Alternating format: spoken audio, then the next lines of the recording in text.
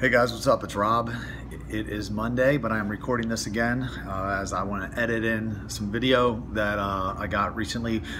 Shot the intro for Why Waiting Works small group, which is going to be called The Truth About Sex. So before we get any further into it, let's go ahead and show that now. Hi, my name is Rob Kowalski, author of the book Why Waiting Works and founder of CityFam. Why Waiting Works is more than a book. It's a movement of like-minded individuals who want more for and from relationships. No one claims perfection in the movement, just a desire to move in the right direction towards finding love before sex. The Why Waiting Works small group study guide was designed for a group of people to gather around its potent content with a plan to socialize, connect, and serve. We believe that truth sticks best in a community. We need each other. You can't be the best version of yourself by yourself, especially should you decide to commit to finding love before sex. You'll need the support and encouragement of each other to help you navigate your way through, and that's what this group is all about. I hope you'll join us on this journey. Thanks. Awesome. Really happy with the way that turned out. So a lot of exciting stuff happening around here. Just last week we had our first small group start in New York City. They sent me a picture. They met on Friday night, and it was actually a girl that I've known for a few years now, a girl named Ramona in New York City. If you're watching, shout out to you. But two other people had reached out to me in New York, and they're like, you know, we're loving CityFam and really wishing they had something like it there. So I just made an introduction, and they met a few weeks ago. They really hit it off, and they just decided to go ahead and start. So it was exciting. There was I think there was about 5 people there. There was only one guy, but hopefully they're going to have another one next week. But you know, small beginning, but you know, do not despise the day of small beginnings, they say. So it was very exciting for me, very gratifying. Houston is actually getting ready to launch in the next a small group in the next couple weeks, and then we also have Dallas, Texas, which is launching. Baltimore, Maryland, and Naples, Florida are all launching in the next week or two. So it's pretty exciting, you know. Like, honestly, when I wrote the book, I was just I was hoping to get on some podcasts and maybe some people's blogs so I could talk about CityFam. I had never thought about doing a small group curriculum. It just didn't cross my mind. And I honestly, when I first started writing the book, I guess I was just, I started writing with the idea of, like, it doesn't even have to be good, because I thought, you know, when you're a published author, it opens doors for you, it's instant credibility.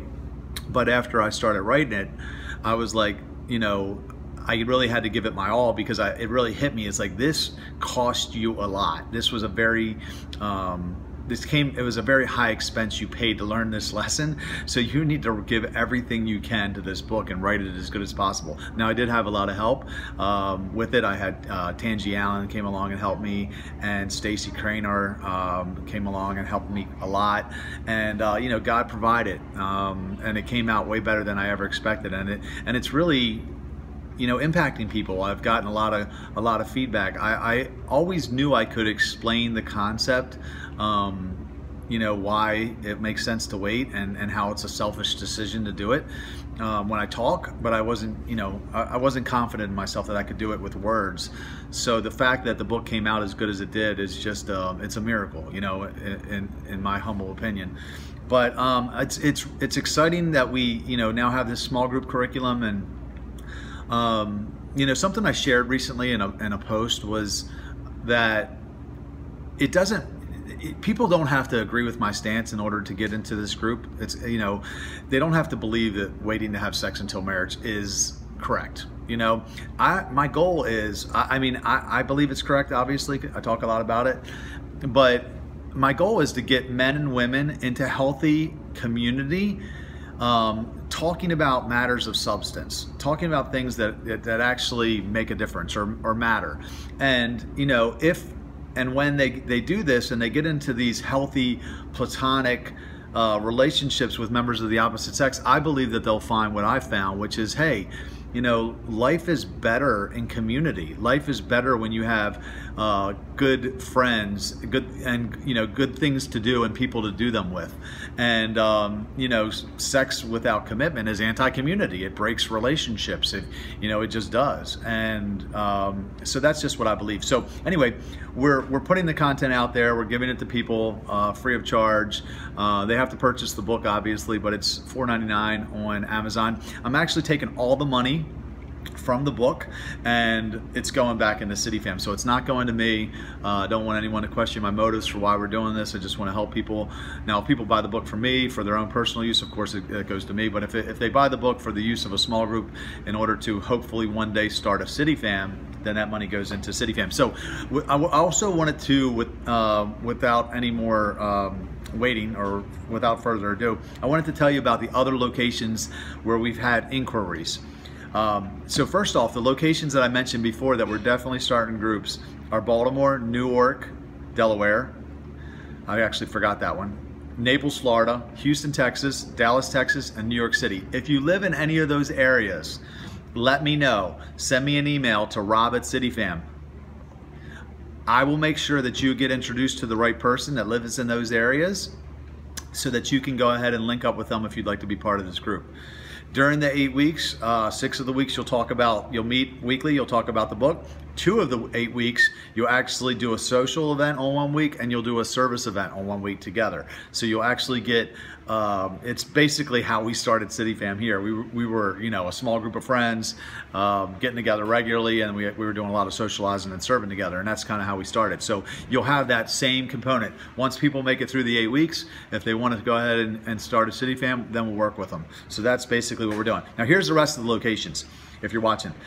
Boston, Massachusetts, we have someone there that's reached out and is interested. Salem, Oregon, Bakersfield, California, Los Angeles, Indianapolis, Phoenix, Arizona, Oklahoma City, Columbus, Ohio, Harford County, Maryland, Johannesburg, South Africa, Hanover, Germany, Jakarta, Indonesia, and Dubai. If you live in any of those places, send me an email. I'll make sure you get introduced to the person that reached out to us. And look, even if it's 2 or 3 of you, you could start. When I started CityFam, it was me and Billy Lofton. It was 2 of us. And we were, for the most part, looking at each other going, what do you want to do this weekend? This sucks. And we just basically started from there, and it kind of snowballed. So if you're wanting to get started, and if you're living one of those locations or close to one of those locations and you're interested in this whole thing and being part of this movement that we've created, we'd love to have you. I'll make an introduction. So that's it. That's like the big stuff, the big thing that is very exciting for us that's happening right now. I was talking to a friend the other day and he's like, how's it going? And I said, it's going good. On a lot of levels. Like, the funny thing is like, I see, there's all these amazing things happening, but yet I'm, financially, like, I am strapped. Like, I basically have committed myself to never getting paid from CityFam. I don't want to. I don't ever want to draw a salary from CityFam. I only want to give to CityFam. There's a passage in the Bible where Paul talks about, working basically and never getting paid, and he says that he won't be denied that boast, that and I kind of feel the same way about it. Like, it's my passion.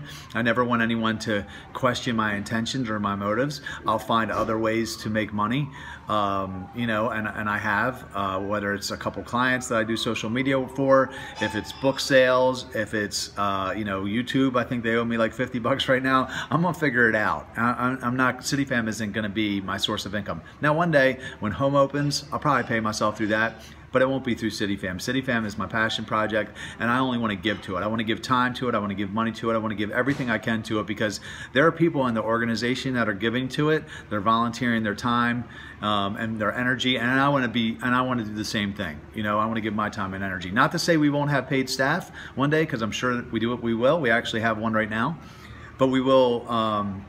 I personally won't go that route.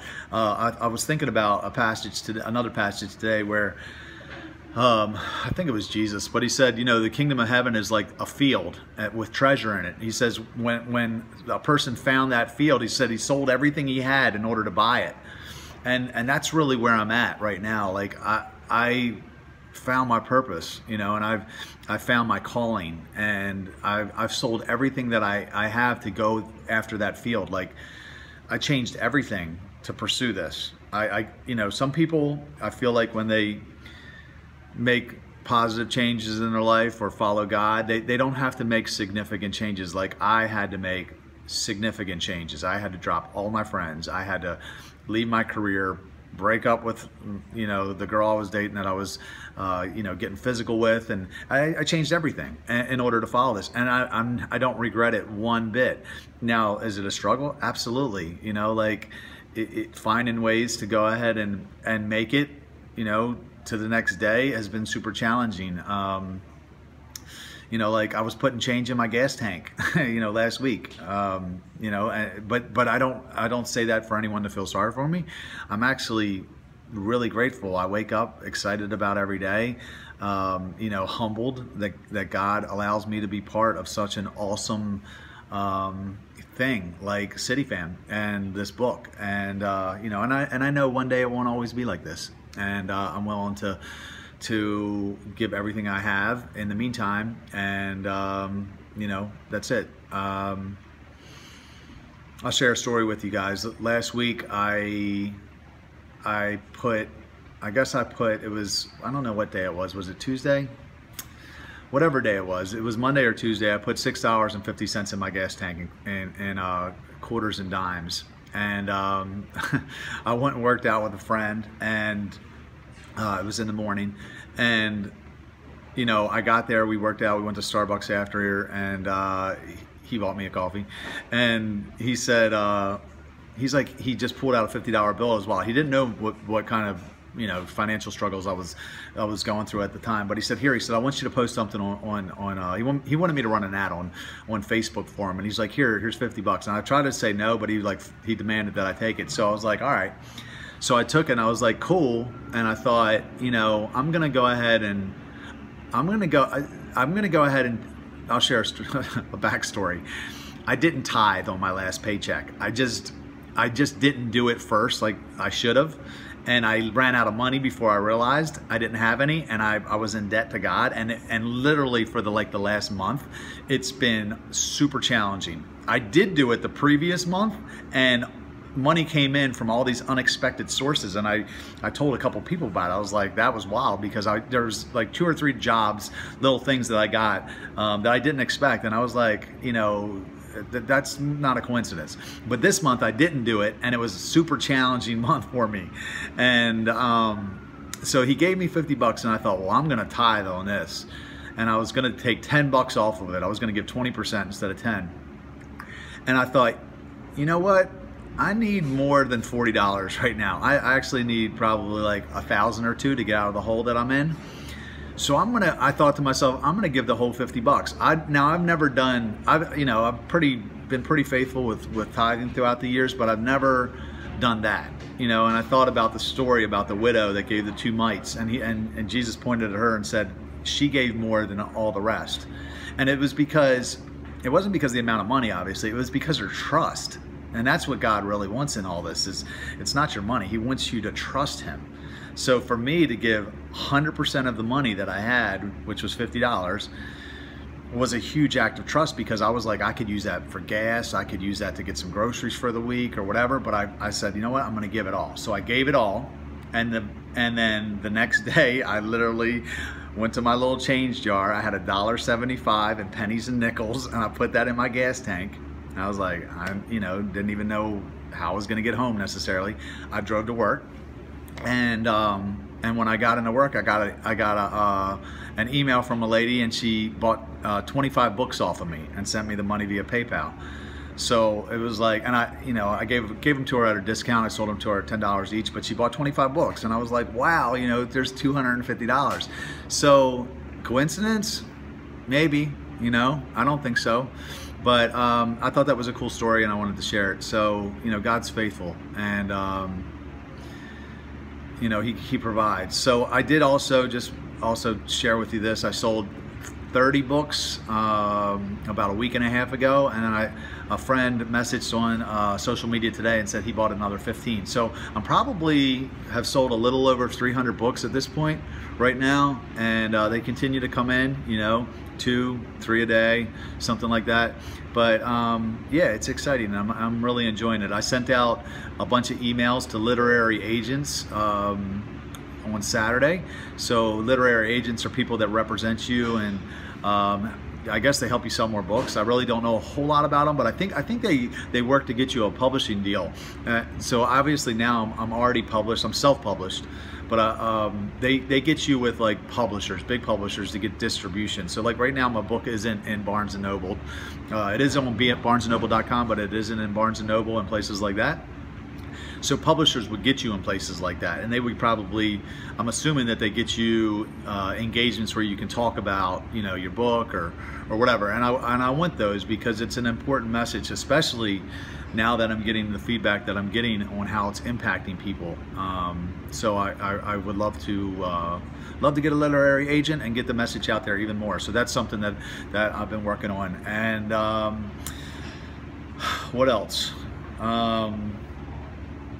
CityFam, what do we have coming up? We have a Renegade coming up next month. We have a service event on the very next day. So October 5th, we'll be doing a Renegade, I think at Mustang Alley. We'll be doing a bowling event. And then on the 6th of October, we're gonna be volunteering with Civic Works and potentially Baltimore Tree Trust again, since it got canceled. But that's it. That's really everything that I'm working on. The main thing, I guess, was really just sharing the small groups and their locations, so that if anyone is watching this and they want to be part of this, you know, this thing that we started, we would love to have you. There's definitely room for more, and appreciate you guys. Thank you for everything, and talk to you later. See you. Bye.